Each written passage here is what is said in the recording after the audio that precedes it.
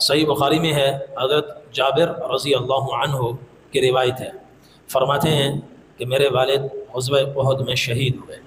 اور شہادت سے پہلے انہوں نے مجھے بلایا اور فرمایا کہ مجھے لگتا ہے کہ کل کی لڑائی میں شہید ہوں گا، میرے ذمہ قرضہ بہت ہے، یہ قرضہ تم نے چکانا ہے، اور کچھ بیچنا پڑے بیچ دو لیکن میرا قرضہ چکاؤ۔ حضرت جابر رضی اللہ عنہ نے حامی بھری، اگلے دن لڑائی ہوئی تو اس میں وہ شہید ہو گئے۔ بعد میں جب مدینہ طیبہ پہنچے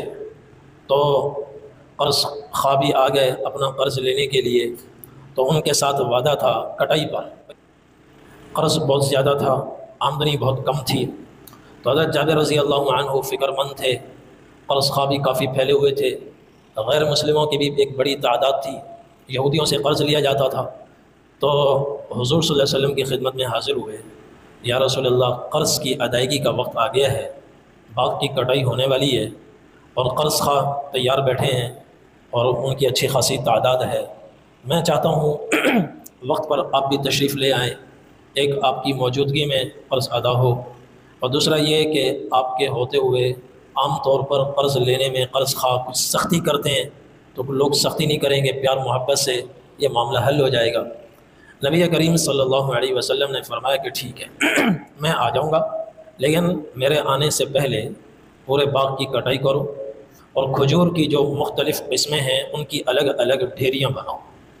کھجور کی مختلف قسمیں ہوتی ہیں، عجوہ ہے، عنبر ہے، صفاوی ہے، سکری ہے، ہر ایک کی الگ الگ ڈھیری بناؤ،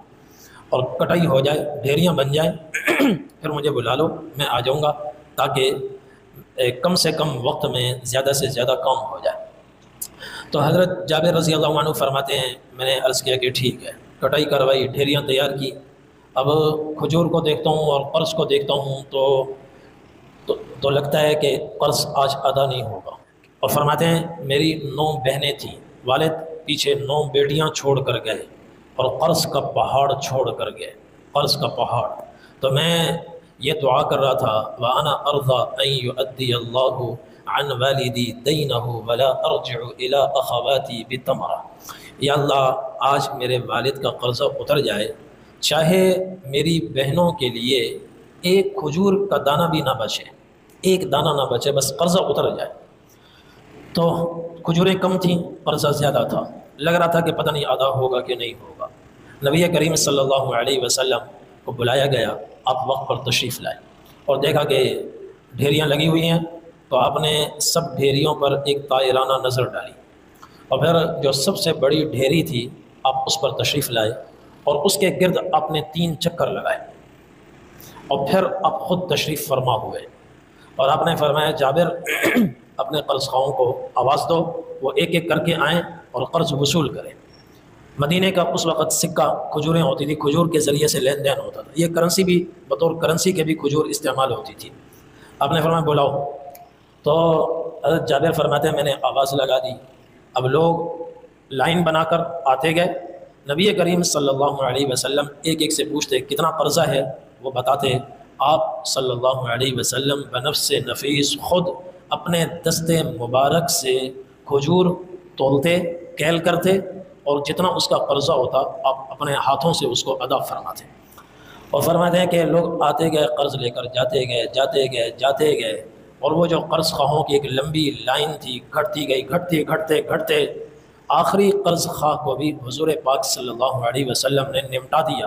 اور قرض اسے بھی ادا فرما دیا، اور ابھی آپ پہلی ڈھیری پر بیٹھے ہوئے ہیں، فسلم اللہ البیادر کلہا، باقی کھجور کی جتنی ڈھیریاں تھیں ان سب کو اللہ نے محفوظ فرمایا، ان کو تو چھیڑا ہی نہیں گیا، اور ہاتھ بھی نہیں لگایا گیا، انگلی بھی نہیں لگائی گئی، ایک دانہ بھی اس میں سے نہیں لیا گیا، پہلی ہی ڈھیری سے پورا قرضہ ادا ہوا۔ اور پھر میں نے سوچا کہ دیکھوں یہ ڈھیری جس پر حضور پاک صلی اللہ علیہ وسلم تشریف فرما ہیں اور آپ قرضہ ادا فرما رہے ہیں، یہ کتنی کم ہوئی ہے، آدھی ہوئی ہے، چوتھائی ہوئی ہے، کتنا ہوا؟ تو میں نے جو اس کو غور سے دیکھا ایسا لگا کأنها لم تنقص منها تمرة واحدة، ایک کھجور بھی اس میں سے کم نہیں ہوئی، وہ جوں کی توں باقی، ایسا لگ رہا تھا ایک کھجور کی بھی کمی نہیں آئی،